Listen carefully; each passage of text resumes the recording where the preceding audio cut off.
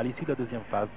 Et donc là, il faut impérativement gagner parce que tous les points comptent, victoire comme défaite, lors de cette deuxième phase. Alors sans plus attendre, la composition des équipes, pas de surprise à Limoges, qui est toujours privé de Verd Fleming, vous le savez, et qui dès samedi recevra le renfort de Nenad Markovic, le Bosniaque, qui peut jouer meneur de jeu, mais qui à mon avis est plus ailier et arrière que véritable meneur de jeu. Le 4 Forte et 6 Dumas, 8 Doyle, 9 Conceição, 10 Ocampo, 11 Bonato, 12 Baya, 13 Guillon, 14 Gérald Glass, 15 Weiss, entraîneur Bogdan Tanjevic. Pour l'équipe russe, le numéro 4, Marcus Webb, 5, Morgunov, 6, Panov, 7, Koudelin, 8, Kornev, 9, Bazarevich, 10, Yudin, 12, Goutorov, 13, Avliv, 15, Daineko. L'entraîneur est monsieur Stanislas Seremin, qui est aussi le coach de la sélection russe. Chez Mitrana, il fait un petit tour à Glyfada, une entre particulièrement brûlante de Grèce. C'est vrai que Limoges en profite parce que ce numéro 15, Daineko, qui est le meilleur marqueur de son équipe, est pour l'instant à 0 sur 5. Ça ne durera certainement pas. Oui. Et Bonato vient de marquer 2 points de plus avec Marcus Webb qui n'est pas content de ses coéquipiers. Webb qui se disait je veux faire un gros match à Limoges, je veux prouver que j'ai changé depuis que je ne suis plus palois, je ne suis plus un enfant terrible, mais là pour l'instant il est un peu absent notre ami. Là on a revu la bonne défense. Oui. Bonato à 3 points. Ouh, ça ne rentre pas, dommage. Apparemment, on change de défense sur chaque remise en jeu et attention à la contre-attaque sur cette zone-là. Donc, jeu rapide. Ouais, et Daineko 2 points, ce qui fait que le score est de 6 à 6. Un peu déséquilibré peut-être. Dommage pour Bazarevich. Roi de la contre-attaque, nous vous le disions, il a bien tenté sa chance, il n'y est pas parvenu. Et là, c'est Bonato qui marque 2 points de plus. C'est bien, il faut que les Limougeaux continue, perdure dans ces actions-là. Gérald Glass sur le côté droit, bien démarqué. On est en train d'appliquer l'un des systèmes qui fonctionne bien à Limoges à l'heure actuelle. Et Bonato marque à nouveau un panier, donc c'est trop où. Yann Laliane. Je poserai la question, qu'ont dit les Russes, Xavier? Ouais. Alors là, écoutez, je vais tout vous dire tout à l'heure. Gérald Glass s'est bien battu, il a failli perdre une balle comme un junior par Koudelin, où on est en train de faire une presse, pas tout terrain mais pas loin, sur les Limougeaux avec un shoot lointain. Récupération de Conceição au rebond. Oui, Quel match main droite. Vous l'avez dit que le prochain il irait au dunk. Voilà, c'est chose faite. Et 12-6 pour Limoges, 6 points d'avance. Mbaya, Pas le meilleur shooter. Bonato, Gérald Glass, Forte. Oui, on joue mieux du côté de Limoges, on gère mieux, voilà. Et on vient de shooter à 3 points avec une excellente réalisation du capitaine de Limoges. Goutorov, Panov. Oh, il a failli intercepter. Oui, il est bien présent, Gérald Glass. Une récupération Limougeaude avec Glass à nouveau. Eh bien, il est en train de se déchaîner, Gérald Glass, et je vais peut-être vous donner l'une des raisons dont pas se réveille, car depuis quelques matchs maintenant, Gérald Glass est pas mal, mais on se demande un peu pourquoi les dirigeants limougeaux ont fait venir Nenad Markovic, parce qu'en fait, c'est pas vraiment un meneur de jeu, c'est plus un ailier, un arrière, tout comme Yann Bonato, tout comme Gérald Glass. Et quand on sait que Chris Smith, qui n'est pas aujourd'hui en grande forme, pourrait peut-être revenir en février, on se dit que plus tard, eh bien, peut-être que Gérald Glass pourrait faire les frais de tout ça, même s'il a un contrat no-cut. Eh bien, on peut toujours indemniser un contrat et se retrouver avec un effectif un peu différent sur la fin de saison. Alors, à l'heure actuelle, peut-être tente-t-il le tout pour le tout, peut-être s'est-il senti aiguillé. Et même si ce n'était pas la vérité vraie, même si les dirigeants n'ont jamais pensé à ça, eh bien, ça l'aide à flamber. Psychologiquement, ça lui fait du bien, indépendamment du look de Wing. Alors que Frédéric Forte, pour l'instant, nous fait un show. Un deuxième panier à 3 points et à quelle distance? C'est là un break plus 14 pour Limoges. Ils ont parfaitement bien entamé cette rencontre. En 2 minutes, les Limougeaux ont fait le break 22-8 alors qu'il reste 8 minutes à jouer dans cette première période. C'est ceux qui ont pratiquement la meilleure attaque de l'Euroleague. Pratiquement, enfin dans les 3 premières je crois, en sont à 10 points en 15 minutes. C'est quand même bien peu. Et récupération de forfait de Frédéric Weiss, face à Korneev. Bonne passe, quelle passe de Gérald Glass pour Conceição. C'est bien joué, 5 points pour Conceição, 28-10, 18 points d'avance pour Limoges. Les Russes sont en train de prendre une fessée. C'est vraiment du grand Limoges ce soir qui s'appuie sur une défense individuelle très stricte et ensuite très collective qui laisse peu de place aux attaquants russes. Et ensuite, ils profitent pour développer un jeu rapide qui leur permet des paniers relativement faciles, malgré ce panier de Danaïko. Oui. C'est son 4e point seulement avec un tout petit pourcentage. Et on remet immédiatement la volonté. Voilà, ça c'est important parce qu'on encaisse un panier, on a la volonté immédiate de le rendre. Et ça, c'est monter le ballon, défendre sur son coup et marquer des points. Il faut shooter, il faut shooter. Il y a 2 secondes, il a levé la tête et le ballon est parti. Trop tard, 14, dommage, oui. Mazarevic bien pris par Marc Mbaya. Oh, bonne interception. Bonne interception de Gérald Leglas qui va aller au match. Ça lui a fait du bien et ça ne nous a pas fait de mal. 32-14. Non, c'est intéressant cette séquence précédente parce que les Limougeaux ne se sont pas laissés prendre par le jeu rapide. Coupe sur la tête. Bonato. Et Forte va revenir. Le coach a senti qu'il fallait remettre le métronome, le cerveau dans cette équipe de Limoges. Et à nouveau, il reste 5 secondes, Glace l'a vu. C'est un bon shoot, il est bien dans l'axe. 3 points. Gros match de Gérald Leglas ce soir avec une faute défensive. Pas d'homme. 2 points. Enfin, 3 d'un côté, 2 de l'autre. On prend bien à chaque fois comme ça. Oui. 35-19. Weiss. Eh, plutôt. Forte. À 3 points peut-être, non, bonne passe sur Weiss. Oui. Bien vu. Oui. 4 points pour Weiss.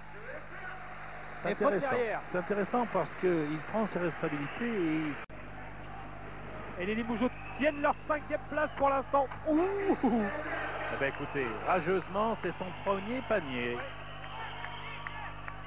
Et ils avaient été éliminés il y a 2 ans sur des choses qui ne sont pas encore totalement réglées. N'est-ce pas, messieurs d'Olympiakos Le Pirée? Oui, ça fait du bien. Ça, c'est bien. Bonne pénétration et bonne passe de Yann Bonato dans ce jeu à 2 qui félicite Weiss qui est allé vraiment de bon cœur, qui nous fait un sans faute en deuxième mi-temps au niveau de son adresse, Frédéric Weiss. Oui.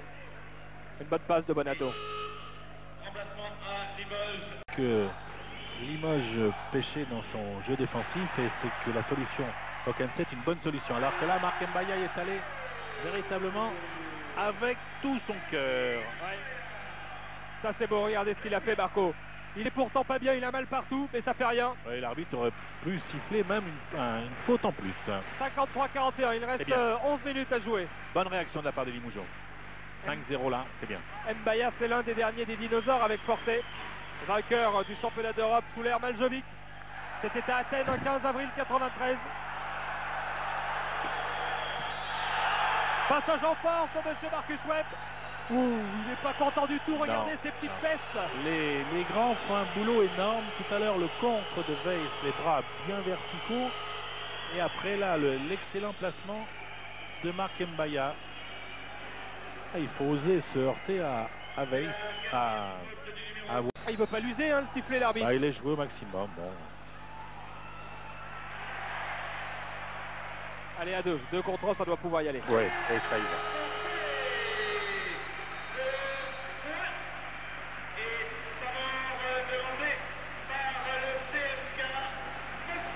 Forward demandé par Moscou, il y a le feu, hein, 55-41, 14 points d'avance pour Limoges. De plus 7 à plus 14, 7-0, c'était effectivement pour les Russes le temps de prendre ce temps mort.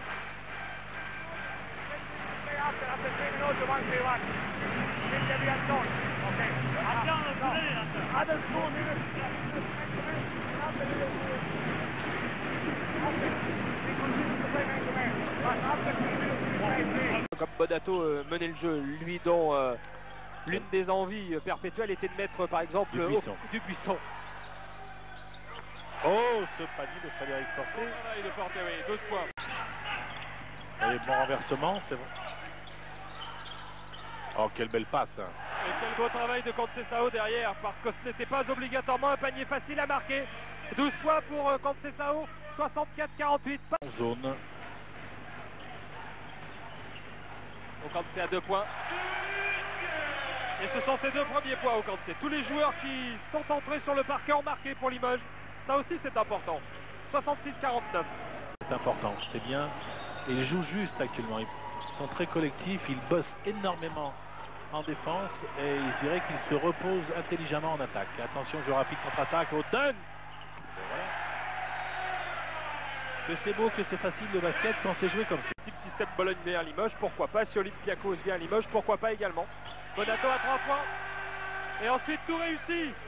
Eh bien c'est son premier panier de la seconde mi-temps, Yann Bonato. Ouais, mais quel travail à côté. 71-51, 20 points d'avance. Et c'est Dumas qui mène. Face à Goutourov. Ah, ça va l'endurcir. Hein. Ah oui, c'est sûr. Gérald Glass, Bonato. Dumas. Tout ira mieux avec l'arrivée de Markovic. Eh bien ma foi, c'est un bon choix, monsieur Tanjevic. Ouais. Et puis en plus l'adresse est au rendez-vous, donc ça aide. Comme quoi l'adresse ça ne s'explique pas. Ah, c'est pas trop mal fait. 58, il reste 2 minutes à jouer. Dumas encore. Ouais, surtout qu'il gère bien ce jeune Dumas là. Très lucide, patron, il commande. Ah, il a cherché, oui. Ouais, il reste 9 secondes. Il a levé la tête. Situation de jeu à 2. Il va prendre le va shoot. y aller. Ben voilà. C'est bien vu, oui. C'est très bien vu pour lui. Bravo. Belle trajectoire, ce qui prouve qu'il a l'œil ce garçon. Et il est content, regardez. Il est ravi.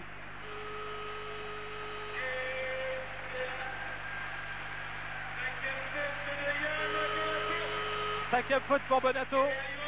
Voilà, cette action, regardez, il est monté au-dessus du contre. Ça, c'est beaucoup de lucidité de sa part et un joli fouetté de poignet.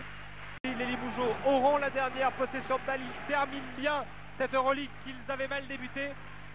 Ce match s'achève donc sur cette victoire. 83-66 avec un shoot à 3 points, c'est trop court. Merci de votre attention. À très bientôt. Bonne fête. Alors Stéphane, on est avec Stéphane Dumas. Stéphane, ça fait quoi? On marque 2 points en Euroleague. C'est doit être fabuleux. C'est bizarre, je veux dire qu'on va tout fort. Ah, c'est la première fois que je suis cette année, je sais pas. C'est bizarre. Comment, sur l'attaque, vous avez marqué 2 points, on vous a senti un petit peu hésitant, vous ne savez pas s'il fallait prendre le shoot, ne pas le prendre. Comment on fait dans ces cas-là, on pense à quoi? On passe à essayer de ne pas faire de bêtises. Pour voir peut-être la prochaine fois on commence à jouer. Sur l'ensemble de l'équipe, super match aujourd'hui. Ouais, ils ont fait un gros match, c'est bien. Plusieurs publics en plus, c'est bien.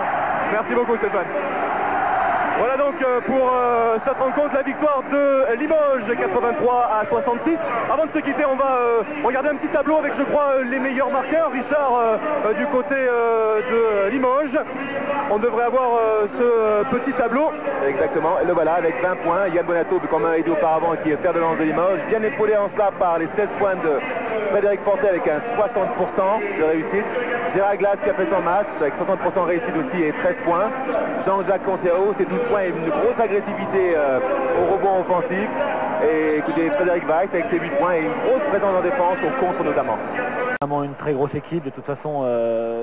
Pour l'instant, nous, on est juste en train de se sortir de notre mauvais départ. Donc, on a réalisé un bon match ce soir. Et donc, on est très content de pouvoir justifier sur les 3 prochains matchs, enfin, sur les 6 premiers matchs, prochains matchs à aller-retour, de quoi on va être capable, puisque jusqu'à présent, on a quand même plutôt balbutié notre basket en Euroleague. Et donc là, on va avoir l'occasion de montrer, notamment face à Bologne, Cibona Zagreb et Estudiantes Madrid.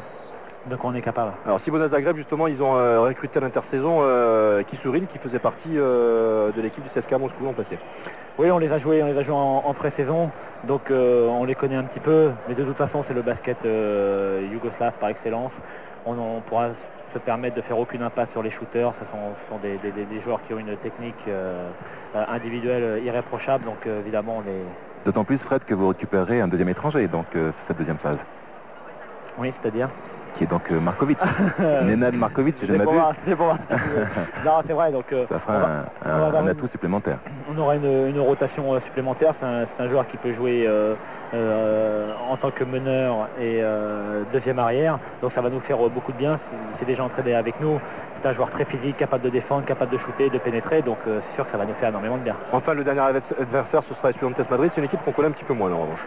Disons que ça a été une très grosse équipe, même au niveau européen, il y a 3-4 ans. Et depuis, ils ont eu quelques petits problèmes. Et donc maintenant, ils reviennent au plus haut niveau. Et donc certainement, ils vont avoir à cœur de montrer de quoi ils sont capables, qu'on les a peut-être enterrés un petit peu vite, mais de toute façon le basket espagnol c'est du haut de gamme, on sait ce que ça vaut, et puis voilà, quoi. Donc il n'y a rien de plus à dire. Merci beaucoup. Oui, c'est vrai Fred qu'à ce niveau-là, je veux dire, peu importe l'équipe, je crois qu'il faut arriver à imposer son jeu. Et si Limoges arrive à retrouver ou à pratiquer le jeu qu'il a pratiqué ce soir, vous n'avez pas de trop de gros soucis à vous faire par rapport à n'importe qui. Disons que jusqu'à présent on avait réalisé un bon match, vraiment un match de haut niveau, c'était à Tel Aviv. Oui. On avait vraiment été très bon, on avait imposé notre rythme. Et comme par là, on avait gagné là-bas. Ce soir, on a également imposé notre rythme dans un registre complètement différent avec beaucoup de contre-attaques. Vous avez été à droit lancer franc. Oui, évidemment. Et malgré un début de match un peu fébrile, vous n'avez pas perdu beaucoup de ballons. Non, mais on perd 3 ou 4 balles dans les 2 ou 3 premières minutes et c'est vrai que ça les met un peu en confiance. Et puis nous, on est un petit peu juste après. Il y avait la pression du match, il fallait à tout prix gagner. Donc, mais bon, on est très content d'être là et puis maintenant, on va se livrer corps et âme pour espérer remonter au classement un petit peu. Très bien, merci. Merci beaucoup Frédéric. Merci également à Richard de nous avoir accompagnés durant cette rencontre. Oui, merci à toi Philippe de nous avoir accompagnés aussi avec ton expérience et ton métier. Merci beaucoup Richard. On va donc quitter Beaublanc, non sans avoir remercié